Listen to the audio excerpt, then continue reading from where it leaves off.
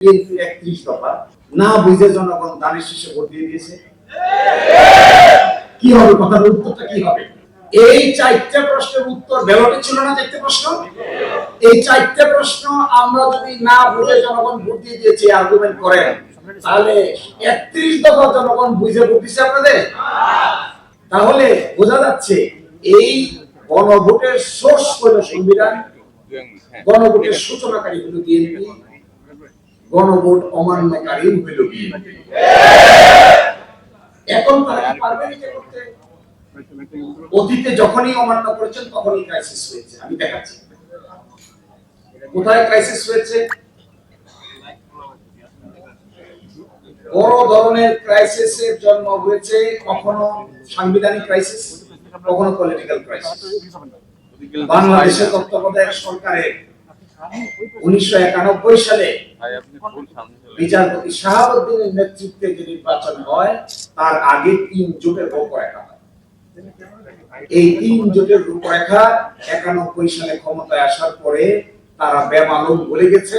91 সালে এসে একটা গণভোটের আয়োজন করে প্রেসিডেন্সিয়াল ফর্ম থেকে পার্লামেন্টারি ফর্মে আসছে।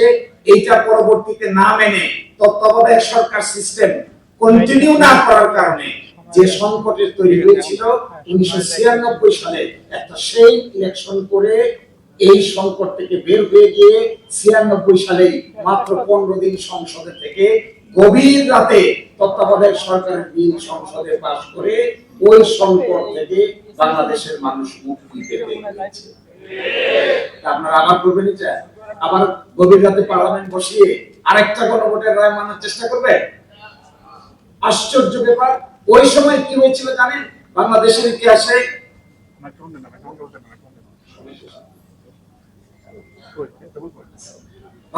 ইতিহাসে পার্লামেন্ট বয়কট নামে একটা কেস আছে। পার্লামেন্ট বয়কট কেস যখন মাগুরাতে উপনির্বাচন হলো, খুবই বাজে উপনির্বাচন হলো, সকলে আন্দোলন করলো। আওয়ামী লীগ, জামাত ইসলামী, জাতীয় পার্টি পার্লামেন্ট থেকে বয়কট করলো। পার্লামেন্ট বয়কট করে পার্লামেন্টে গেল না। 90 দিন পার হয়ে গেল। বাংলাদেশের সুপ্রিম কোর্ট একটা রেফারেন্স চালু করলেন। রাষ্ট্রপতি জিজ্ঞাসা করলেন 90 দিনের বেশি ওনারা পার্লামেন্টের বাইরে আছেন, ওনাদের পার্লামেন্ট সদস্য আছে কি নাই। এটাকে বলে পার্লামেন্ট বয়কট কেস। বাংলাদেশের ইতিহাসে এটাই প্রথম রেফারেন্স।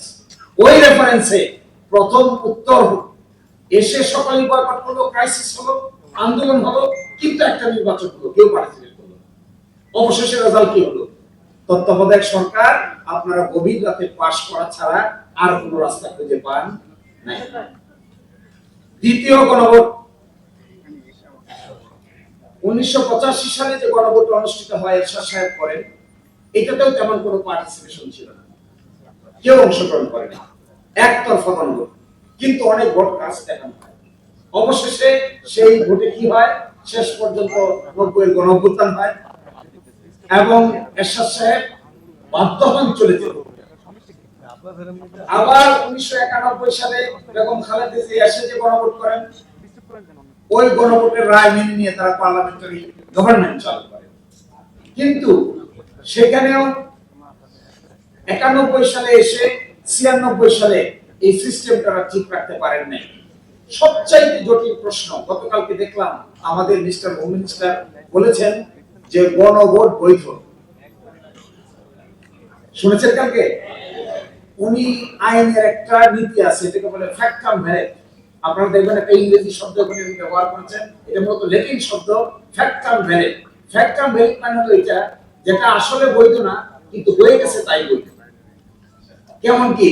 যেমন আপনি অপ্রাপ্ত বয়স্ক একটা ছেলে একটা মেয়ে বিয়ে করে ফেলেছে, সন্তানের জন্ম হয়ে গেছে, আইনে বলা আছে 18 বছর আর 21 বছর, কিন্তু বিয়ে করে ফেলেছে 15 বছর আর 17 বছর। বিয়ে করে ফেলেছে, সকলে দাওয়াত দিয়ে ফেলেছে, অনুষ্ঠান হয়ে গেছে, সন্তানের জন্ম হয়ে গেছে। এই ক্ষেত্রে আমাদের আইনে একটা নীতি বলে, এটাকে বলে ফ্যাক্ট কাম ভ্যালিড। ফ্যাক্ট কাম ভ্যালিড হলো বিয়ে যেহেতু হয়ে গেছে, সকলেই যেহেতু মেনে নিয়েছে এবং যেহেতু সন্তানের জন্ম নিয়েছে, আইন অনুযায়ী 18 এবং 21 বছর না হলেও এই বিয়েটা বৈধ বিয়ে। তো বাংলাদেশের এই পার্লামেন্ট যে গণভোট হয়েছে, উনি কালকে স্বীকার করেছেন, প্রথম দেখলাম ফ্যাক্ট কাম ভ্যালিড হয়েছে। ফ্যাক্ট কাম ভ্যালিড যদি স্বীকার করেন তাহলে অবশ্যই আপনাকে সংবিধান সংস্কার পরিষদের মিটিং ডাকতে হবে। কারণ কি, কেন ডাকতে হবে? কারণ এখানে দেখেন, ফ্যাক্টম ভ্যালু স্বীকার করে তো বিপদে পড়ছে। আমরা এটা নিয়ে এখন অনেক কথা বলবো। দেখেন, গণভোটে উপস্থাপিত প্রশ্নের উত্তর প্রদত্ত সংখ্যাগরিষ্ঠ ভোট হ্রাসসূচক হইলে কি হবে? স্বীকার করছেন তো গণভোট দিচ্ছে, বলেন এটা বৈধ তো? কালকে দেখবেন বারবার বলছেন বৈধ তো, বৈধ তো। ফ্যাক্টম ভ্যালু এই কারণে বৈধ তো। ফ্যাক্টম ভ্যালু যদি বৈধ হয়, তা পরবর্তী কাজ কি আপনাদের? আপনাদের কাজ হলো গণভোটে উপস্থাপিত প্রশ্নের উত্তরে প্রদত্ত সংখ্যাগরিষ্ঠ ভোট হ্রাসসূচক হইলে কি করবেন?